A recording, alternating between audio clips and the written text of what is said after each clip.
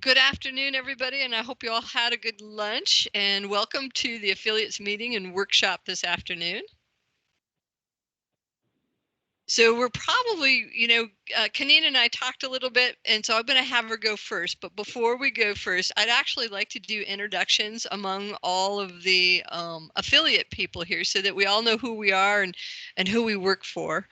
And I'm going to start with myself, Susan Reagan with the Bureau of Business and Economic Research. And I've been a member of the SDC program. Prior to me working at UNM, I was one of the affiliates over at Department of Workforce Solutions. So I've been around the SDC program for probably more than 13 years, Barbara? I would say, yeah, 13, Yeah. 15 in there. And then If you'd asked me, I would have said 15. And I'll just go down my little list here. So if I miss anybody, you guys speak up. But let's start next with Ryan Eustis. Hi, everyone. My name is Ryan Eustis. I'm an economist for the Economic Development Department. I'm also the State Data Center lead for the state of New Mexico. So nice to meet everyone virtually. And Juan Larnyaga, if you unmute yourself and tell us about you.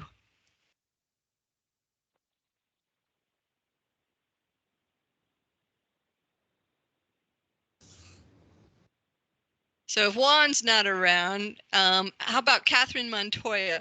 Why don't you unmute and tell us about you?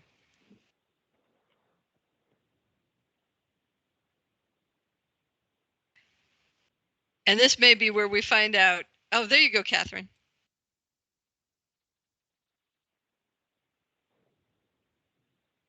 So we're not hearing you yet, Catherine, but I see that you're unmuted.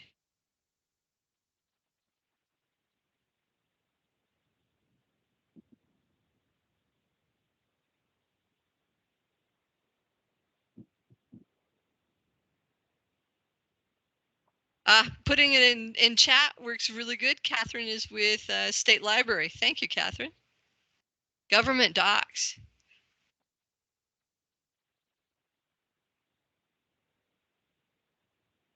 All right, Kendra, why don't you go next?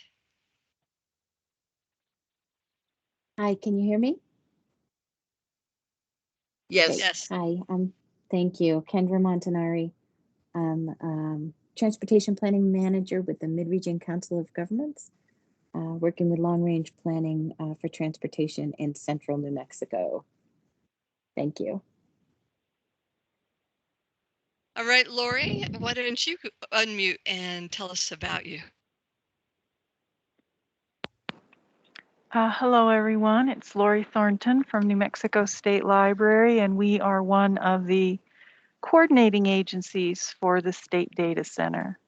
And miss seeing all of you in person, but this will do for this year. Thank you, Lori.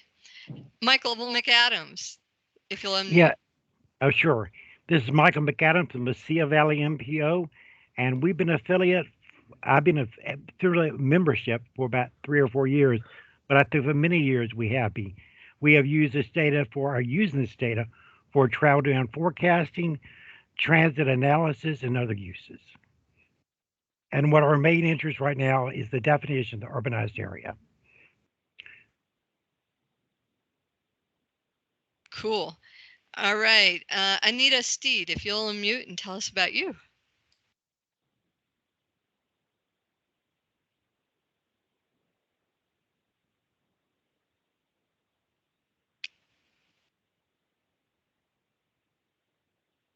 I'm not seeing her in there. I actually happen to know that she works for NMDOT. They're not really an affiliate, but she works in the office with where one of my daughters works. So I know that they've been signing in and listening to the Data Users Conference. And I think, have I missed anybody? Because I'm not seeing anybody else logged in at the moment. So if I missed you, go ahead and unmute and introduce yourself. Nope, I guess we got them all. So what we're going to do next is I'm going to allow KaNin Reese to do her presentation on MDAT for us. This is kind of our special that we do. Oh, yes? What about me? Oh, well, go ahead. Hi, guys. I'm Barb LaFleur, and I am the coordinator of the State Data Center program and the assistant branch chief for the Data Users branch where we're located. And I wish I was there to see you all face to face and to get to go to dinner with you all. I miss that most of all with having the virtual meetings. So have some red and green chili for me tonight. And anytime you need anything, get to Susan, and if she can't answer it, I will. Thank you, ma'am. My pleasure. So what we're going to do is we're going to have KaNin Reese go next so that she can sign off and continue her day, and then we'll continue with some of the stuff that we are concerned with within the State Data Center program. So KaNin, will you tell us about MDAT today? Good thing. Just one second. Let me share my screen. Get all of those together. All right, so I assume y'all can see this, and thanks for having me. I appreciate it. Always excited to talk about microdata access, which what we call internally. So of course everybody externally calls it MDAT. So I wanted to talk a little bit about why we're using it, what's it for, that type of thing. And I'm actually going to go off video in case that messes any of my connection up. So, but I'll be back. But there you go. Okay. So first off, microdata access. Ooh, here we go. There we go. Sorry. Okay. So for those who maybe aren't aware what microdata access is that it's just a tool. It's not new data. It's all coming from your public use microdata file that's available from the Census Bureau. It's on FTP sites and lots of different places. And it's in no way something that you would have to use. This is just a tool to make it easier. Not everybody has statistical software packages that allow that allow you to easily move your microdata into tabulations to be used. Not everyone has that. So this is just a way that you can do it. My biggest thing has always been not having the memory and behind to be able to download some of these extremely large files. And so this is where it's housed in using our tool through data.census.gov. And you just go in and then can kind of easily do point and clicks to create your tabulations. So talking quickly why we would use it, just a quick understanding. I think most of y'all are pretty savvy with this stuff, but just a quick kind of level setting. The differences between something that would be pre-tabulated that you would see maybe on data.census.gov or some of the other sites we have at the census, the differences are that we create those estimates ourselves. They're based on so many different things, basically user requests, sometimes it's laws, why we've tabulated things the way that we have. But sometimes it doesn't always give you the cut you're looking for, the cross you're looking for. And that's when you could use something like our public use files to then tabulate your own.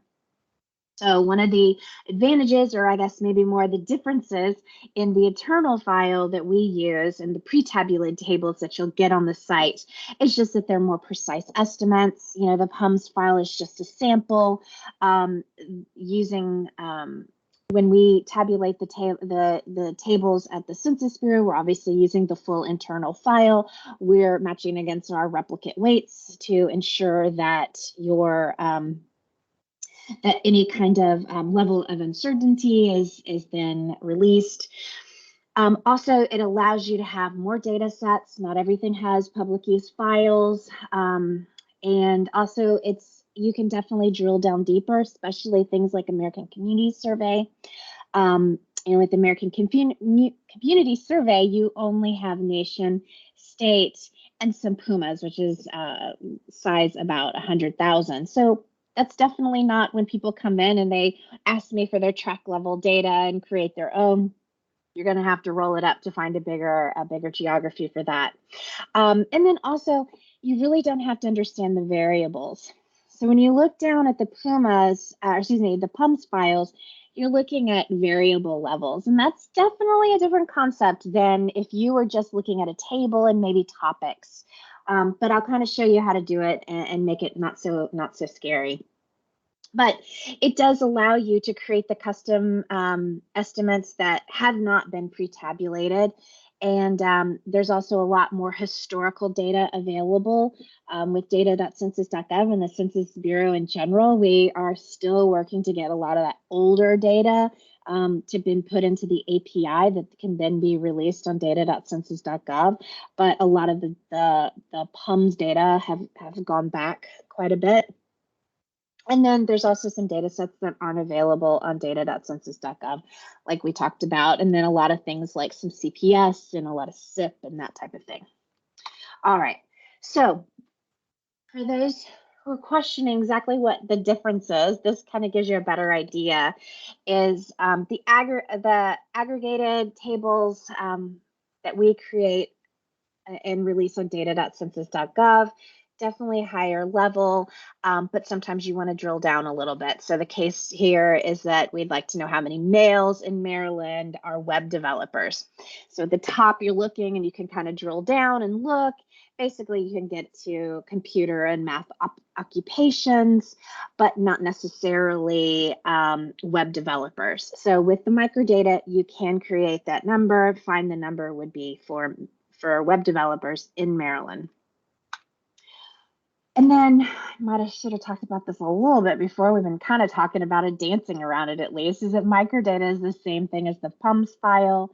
And public use means that it is edited to protect your confidentiality. There is not any personal identifiable information attached to it. And it's just a sample of all of these, how someone has answered an entire questionnaire. Fully available, and that's how you are allowed to be able to kind of do those crosses and tabulate it yourself. Then the microdata, the individual responses, that's what you're going to get. You do have to go in and do some tabulations and weight it in order to really have something that's usable. So from there, and just a reminder that this is, again, not new data. This is the same data that it's available on the FTP sites. It's available in our API. And the same as what's available on MDAT. All right, so I know that Susan's going to talk a little bit more about that, has some times that she's gone in and some work that y'all have done with MDAT, but just going to go through and show you some examples, using just some 4 examples and just kind of showing you how you can play around with it. Some for just doing some kind of basic research looking, and other times people come with some really, really specific questions and how we can go about doing it. All right. Oh, I forgot the first question. All right. So the first question is, we're looking for females with an income of $40,000 or more in the United States. So we're looking at income for the nation. We would definitely want something like the current population survey, which is our official releases in the national level for income and poverty. So going to this table, that's kind of the first thing I always suggest people to do, is go to the table, make sure that we haven't already created that estimate. Because again, the precision is definitely there. We don't want to create something when it's already been created and tabulated in-house. So you're looking at this, we're looking at 40,000 or more as a cut. And if you look, there's through these columns, there's these income groupings by about 15,000. Not exactly what we're looking for.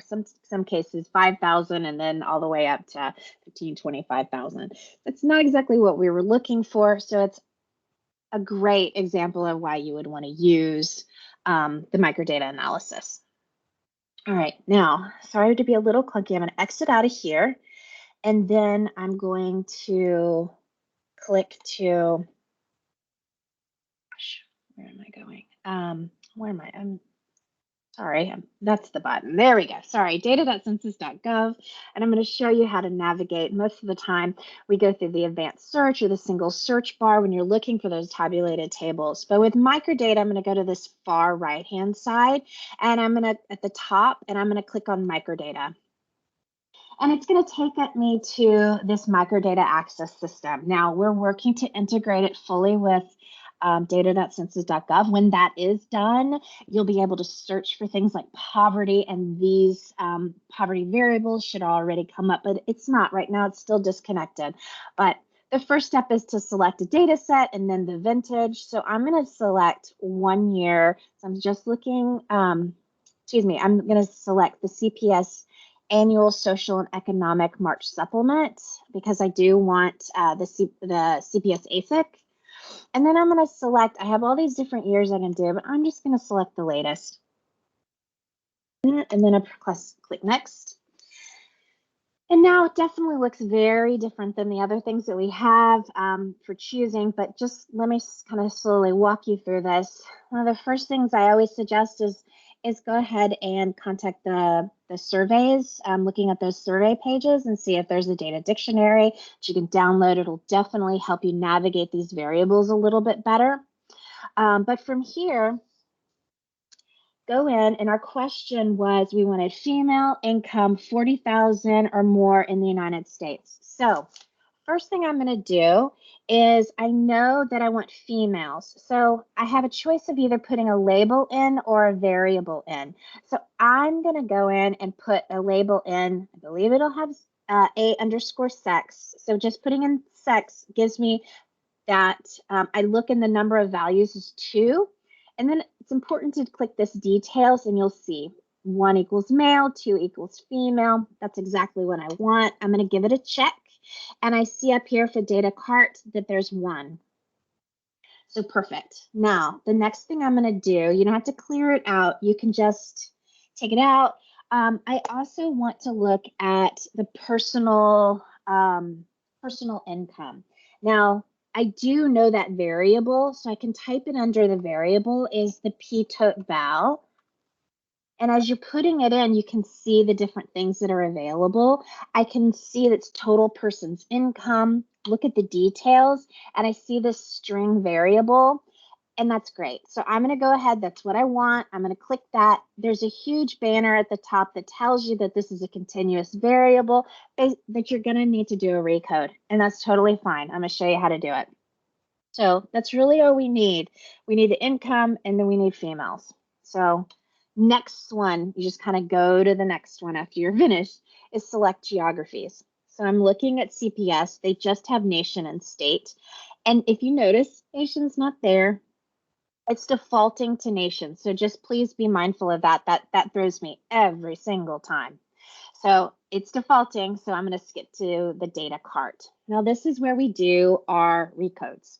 So the first one for sex, A_sex. I'm going to click on this, and I'm just looking at females. So I'm just going to take,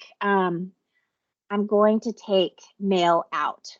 I could easily leave it, and it would just be part of my tabulation.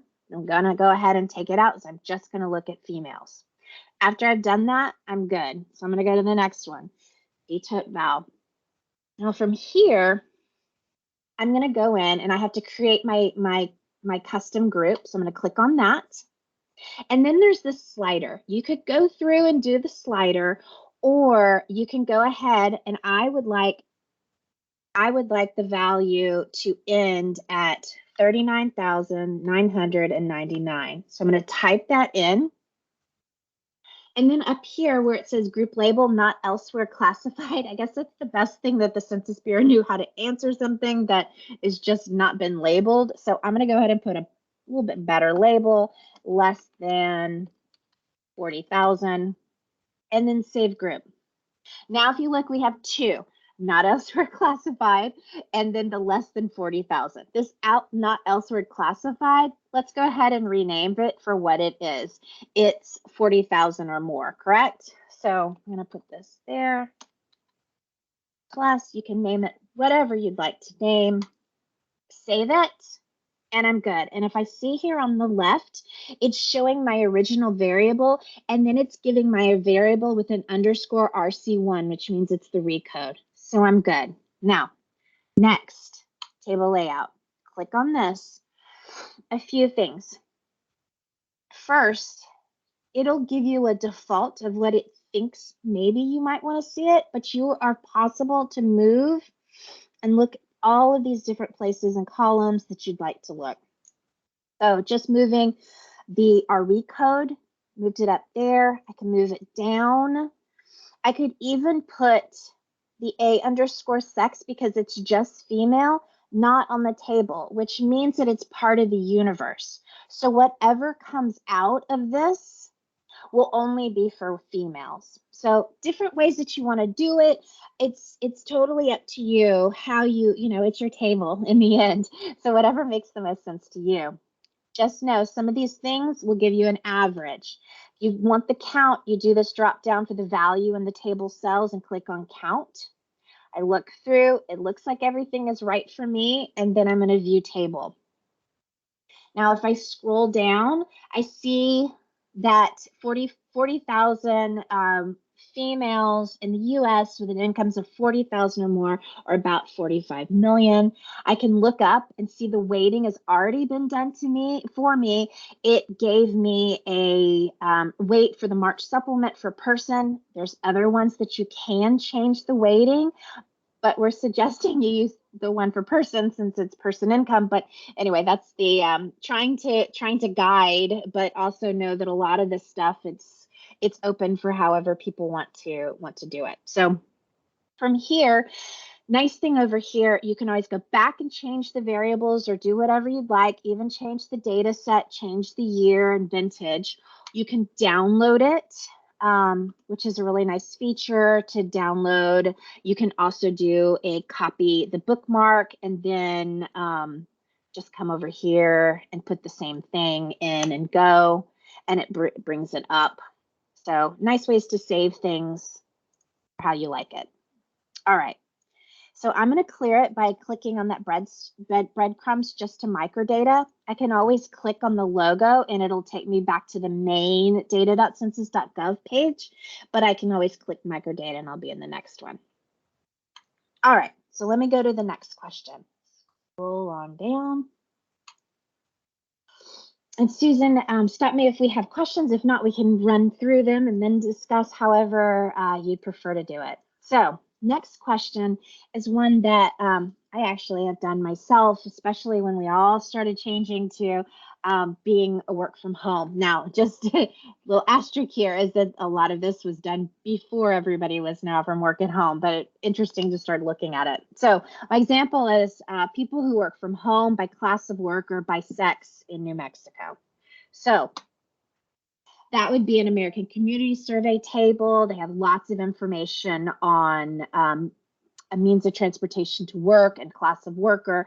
Just a reminder too is that worked from home is actually a commuting variable. Again, people don't necessarily equate with when they can't find it, so just know that. But so I'm on a commuting table. If you look down, we looked at work from home, and there's a lot of high level, but it doesn't necessarily, it doesn't cross it by sex. So that's what I'm looking for. Great reason to go in and use microdata access. So I'm here. I'm going to go ahead and just choose, since I just want New Mexico for the state, I'm just going to go ahead and choose 1 year. I can always use 5 year, whichever you want to do. Same thing for 2019. Just going to use the latest. There's all of these other vintages that you're able to use, but just for ease of use, I want to go ahead and show you just using the latest. All right. So our variables were work from home and class of worker, and then by sex in New Mexico. All right, so we want to see work from home. So that's one of the fun things about the labels. When you do something like work from home, it's not going to come up because that's not the variable. The variable is really JWTRN, which is a journey to work. Different ways that you can find. You can go up to this filter, and if you go down to commuting, you will get your commuting variables, and you can just go in, and I love this right-hand side where it says details. You can scroll through, see, that's time. That's not really what I'm looking for. I'm not interested in departure time. Means of transportation to work. Let me see if that's what I'm looking for.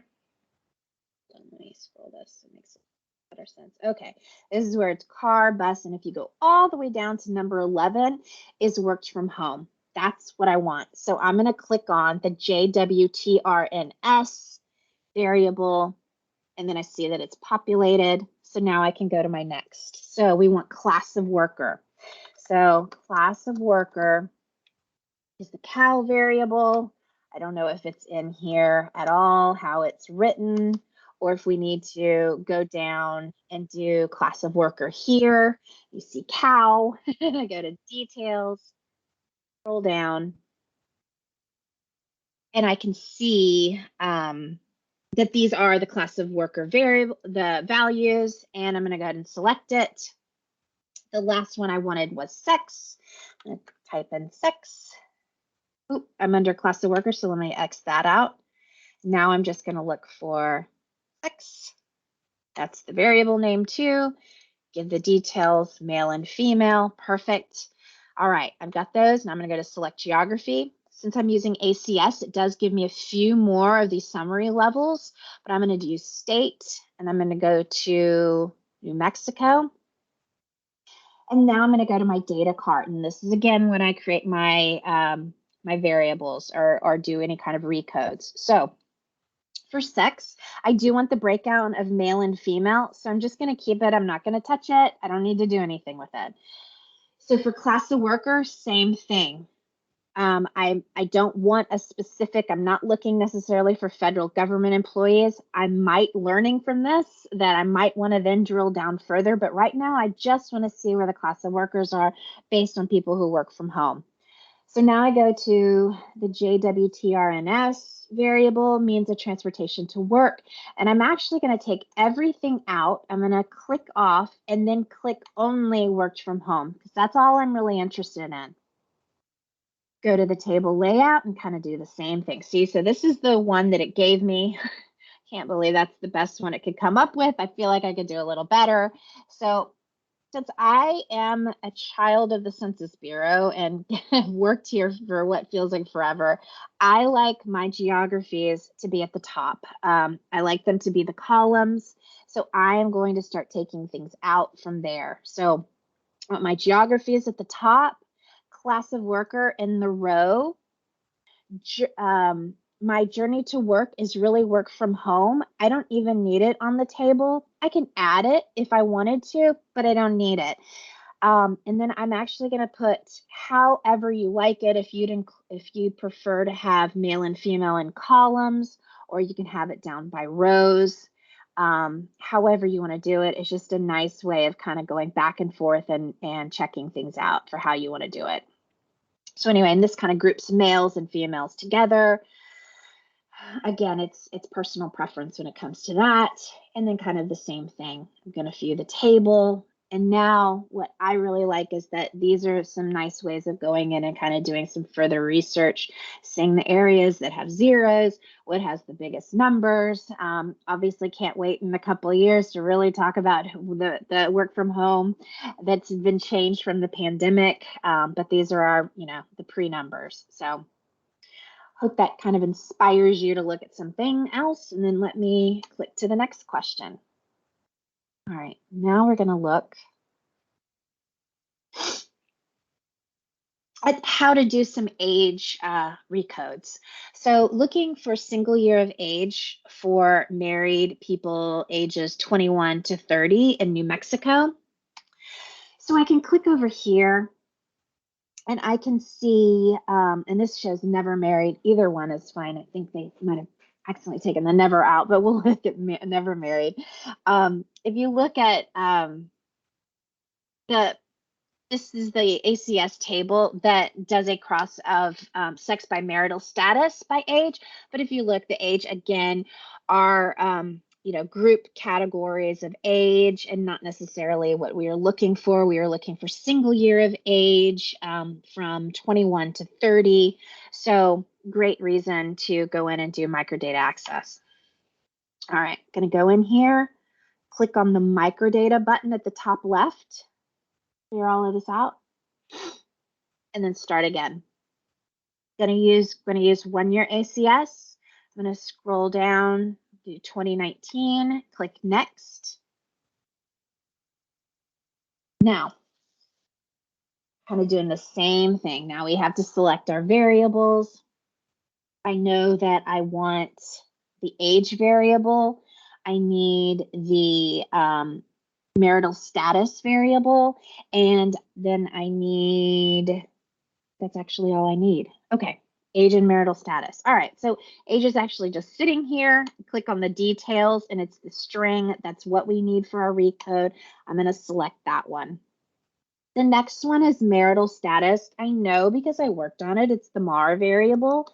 But again, you can also find some of these things using the drop down for topic and going down and finding marital status and marital history. Click on that. Then you could see the different things that are available. Check the details. Here's one for never married. Perfect. So I'm going to click on this. And now I'm going to go to select my geographies. State again. And then I'm going to use New Mexico, and I missed it. There it is. All right. And it populates down here. I think it's kind of weird that that's not how the data cart is, but we definitely add that to the feedback as necessary. Okay. So I'm going to do my recode for age. So I'm going to click on, so it's age, and click on this create custom group. Click on this first. And then I'm going to move this to 20. Now I can use this slider again, depending how much my hands shake. I can also go in and just go ahead and type it in here. But it worked out just fine for me this time. So I'm going to go ahead and also click under 1. And then I'm going to click or do under 21 as my label, save group. Now for this single year, I'm going to do an auto group, and I'm going to click the one between 21 and 99. And I'm going to change this to 21 to 30 because I want single years just from 21 to 30 in groups of 1. There's other age groups that you could use, but for this, I just want groups of 1. And then I'm going to auto group. You could do this individually if you want to, but this is a nice quick way of having the individual estimates recoded for you. Last thing I'm going to do is edit this group. And I'm going to do 31 plus this remainder group and then save group. And then you see my underscore age P underscore RC1 is there. Next is the MAR variable. The only one I wanted was never married. So I can uncheck everything and then just click on never married. And then I go from there. Go to table layout. Again, same thing. I'm a creature of habit. I'm going to put my state in the columns. I'm going to put age into the rows. And then I'm going to put MAR not on the table. If you look, it's because we only are looking for something one, although we can the never married, or we're only looking for a never married, so we can put it as part of the universe. If we wanted all of those breakdowns, we could go back in and edit it, and even go back into the cart and go ahead and add all of them, and then go back to the layout, and then you see how you can add all of them for each individual years. Will show all of the different married or widowed, divorced, separated, or never married. So nice ways to look at it. Again, the values in the table cell, that you got to be mindful of that. It'll give you an age. Go ahead and change that to account. I think I have everything that I'm looking for, and then I'm going to go ahead and view the table, and there's my output. And I can scroll down and look at the individual years and what's available. All right. KaNin, I have a question. Sure. It's showing 31 plus at the beginning. Uh-huh. And then the other ages. Can that be moved down so that it starts with the under 21 and goes numerically up? Gosh, I think so. I'll have to figure out how to move them down. It might be in my recode. Let me go back. I'll have to see when I go to customize the variables. I'm not sure if I can edit this and move it around. I don't necessarily think so, but that's a great question, Barb. I could take it back and ask. I've never thought about that, but you're right. I mean, you give someone the keys to the kingdom of personalizing and then not being able to change it within the the values in the table. Well, it's just, you know how you like the state up on top. You know, to me, that's out of numeric order. Right. And it just doesn't make sense if you're going to label the table 21 plus and you got 31 plus it. No, it's a great point. No, I'll definitely ask and then let you know, and you can feed it back to Susan and everyone else. Okay. Yeah, I didn't mean to put you on the spot. I'm sorry. No. And you know, it might be something I'll find out right afterwards that you can do it, but not that I've ever used. But I'll follow up about it for sure. Okay. All right. So let me do our last one, and I'm sorry, Susan, if I'm taking more time, but I'll do this last one just really quickly. Okay, good. Just really quickly, I wanted to show you just looking at some of our AIN, and then also using some Pumas. So this is using some of the things we've been looking at. American Indian and Alaskan Natives with at least a high school diploma by age in Northwest New Mexico using the Navajo Nation Puma. So let me show you how to do that. And then see, again, we looked at the first table, the ACSB 15002C table. And you look through and it doesn't necessarily give you all of the numbers combined. So it's not that, if you're looking at just minimum of high school diploma and then the dichotomy of it, the anything above, it doesn't give you that. You'd have to kind of do some fancy you'd have to do some adding it yourself, and then of course you don't have your margins of error to go along with it. So this is a great way of kind of creating your own. And then also when you're looking at age breakdowns, kind of deciding how you want to do those age breakdowns. So we go in, do the same thing. I'm going to do next using 2019 1 year. And then I'm going to look at the American Indian, Alaskan Native. So it's RAC AIN. You can type that in the variable, or you can go ahead and put American Indian. See if that comes up.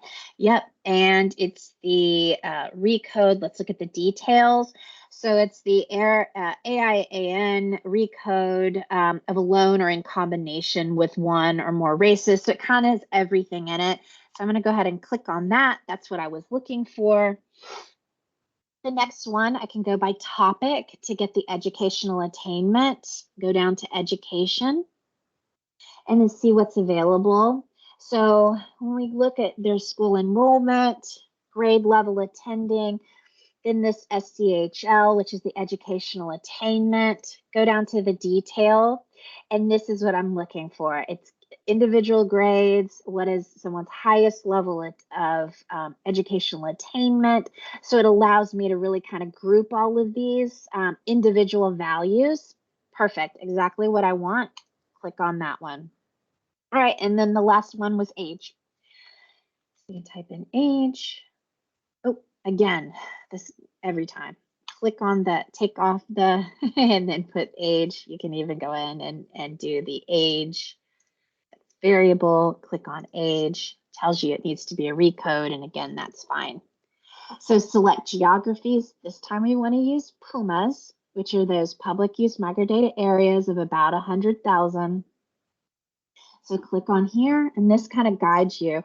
You can use our Tiger web service at the Census Bureau to kind of visually see where these Pumas are, but I like how they've been labeled, and I'll show you so that you can, it's helped me to be able to kind of pick what I'm looking for. It may not be 100% spot on which one it is, but at least you can kind of have a better idea of what you're choosing. So we talked about the Navajo Nation Puma.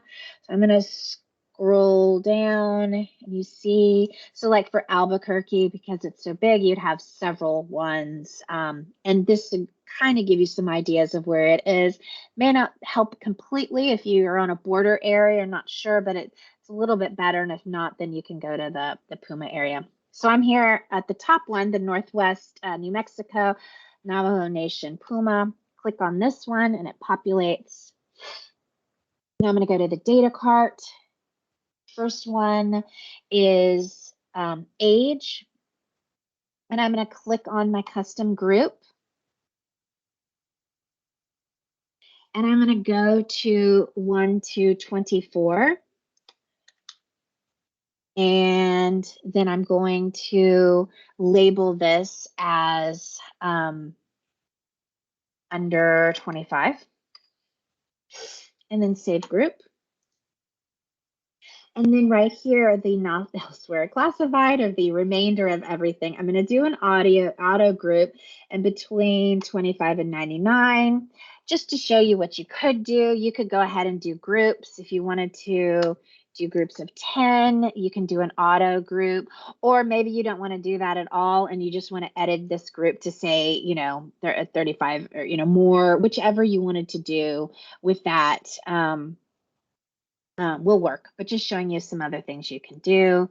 And then let me see, let me just do under 1, and this is when you can decide whether you want to say it, you know, put that under the 25 or include it or not. We could go back in and edit the group and add that, but however you want to do it. And then, so let me go to the next one. Let me go to race AN. I'm going to uncheck no. And that's all I'm going to do with it. Now my school, I'm going to my educational attainment, SCHL. I'm going to go in and click on all of these until I get to, it's going to take me a minute, until I get to 12th grade, no diploma. Because everything above there is talking about receiving a diploma or some sort of, you know, GED or additional education past that. So that's what I'm looking for. And I think that's all I need for this group. And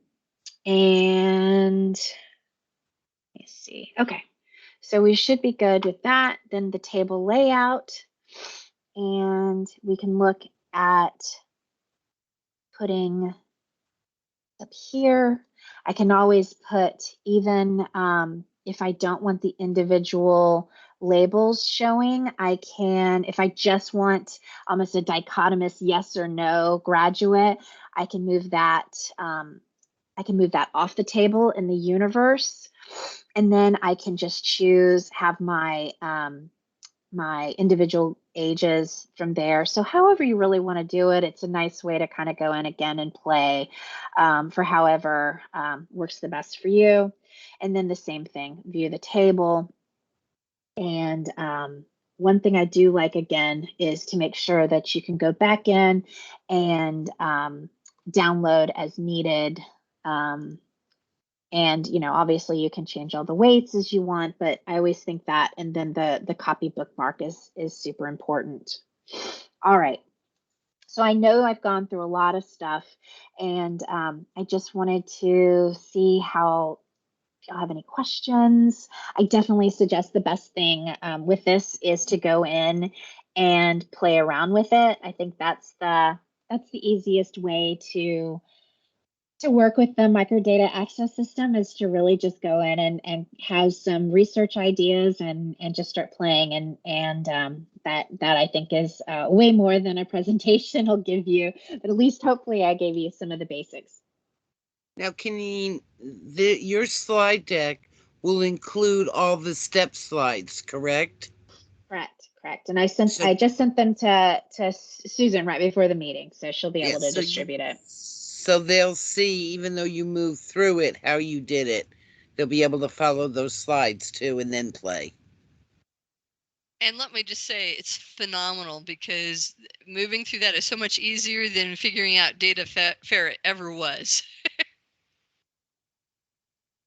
really liked Data Ferret, but I felt like I had a special knowledge that a lot of people didn't. I mean, and you had to use it every day or you'd forget it, So I think this is it's just a little bit more fun to me. I feel like I'm more inspired to go in and look for some of these different data points and have different ideas more so than I had with Data Ferret. It was a little kind of a labor of love with Data Ferret.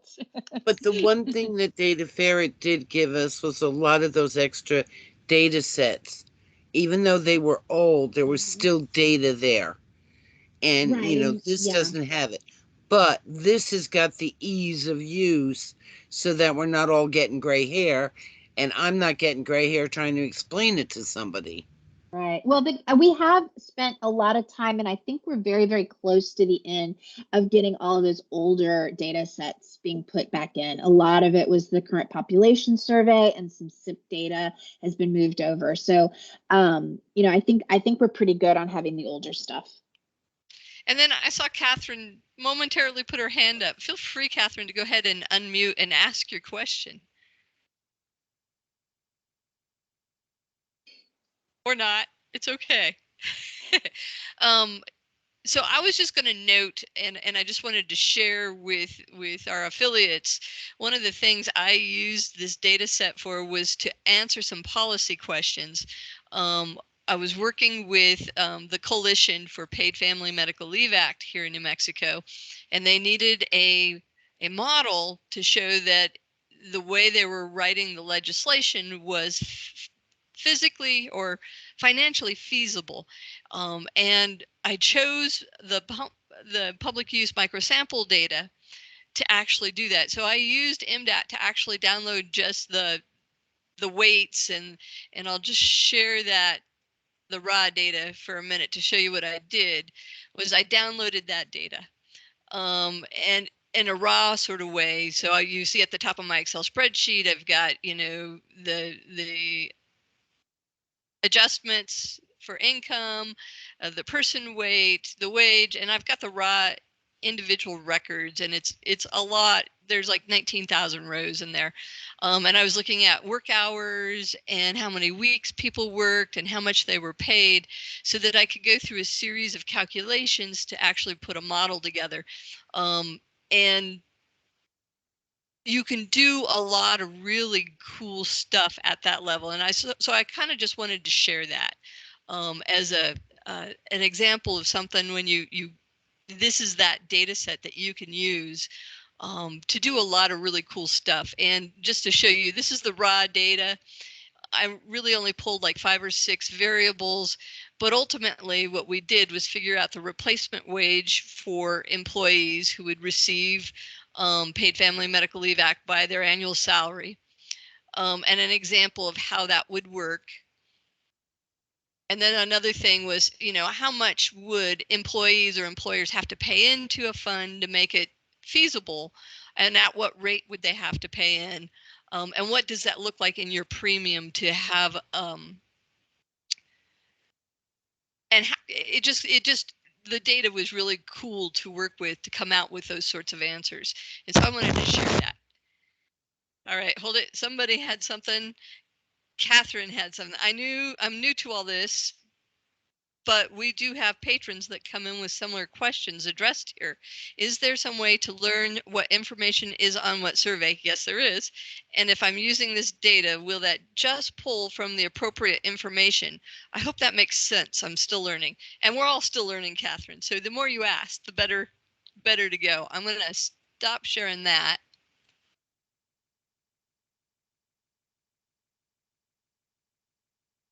And let me see. What I'm thinking of showing KaNin is the American Community Survey data. Although I think there's a let me do that. Yeah, there's a page. I'm trying to think if I have the link. Let me try to find it real quick. Oh, I think I know where it is. Good. I come into the Census Bureau, and I usually go here to program surveys, and then I click on American Community Survey, and then in this section there's sections. there's the microdata, but if you're pulling ACS, like an ACS table, the technical documentation is what you want. And in the technical documentation, I always go for codeless definitions and accuracy. In here, the best thing is the subject definitions table. And I'm going to click on that. And did it jump to? You didn't. You're not showing your screen, Suzanne. Drat. I thought Yeah. I had. Let me. All right, let's see. Anyways, you want, and I'll go back. So once you get into ACS, codeless definitions and accuracy, and it does it for each year, by the way. So if there's a change, you can look at it by year to see what the change is. But what you want is the subject's definitions. And did that move? Yeah, it did. And in this subject's definitions, you can see all the housing units, group quarters, general information, gross rent.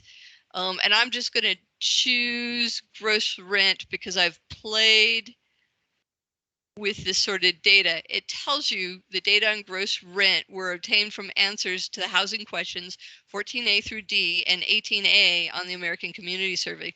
And you can go out and actually look at each of the surveys for American Community is posted up on the Census website and actually look at the questions, but it gives you information on what all that means for gross rent. Monthly housing cost expense for renters, and when data is used in conjunction with income data, the information offers a measure of housing affordability. So it really tells you what is in that data. So I'm going to just tell you that piece is out there. Why don't you go back one step? Back one step. Yep. So where I can. Yeah. That's what I was going to say. Now copy that link and put it in chat. Oh, yeah, not a problem. Smart.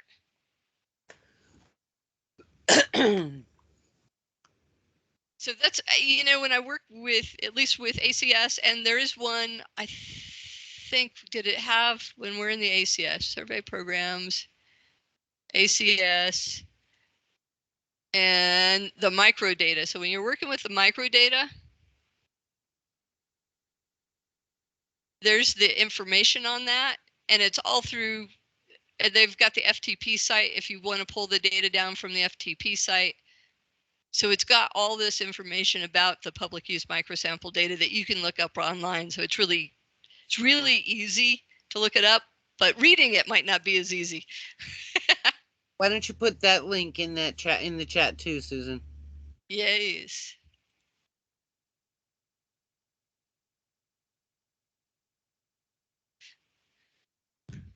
Cool. Because we kind of lost your step by step to get there. I went too fast.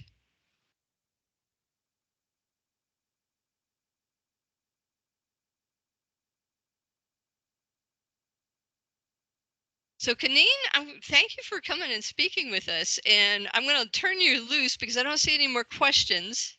Okay. Well, thank you very much. And please let me know if you do have any, you know, I'd be happy to help. Thank you so much. Okay. Take care. All right. And we'll make sure that you're on the agenda for the face-to-face. Oh, she left. I'll tell her. Oh.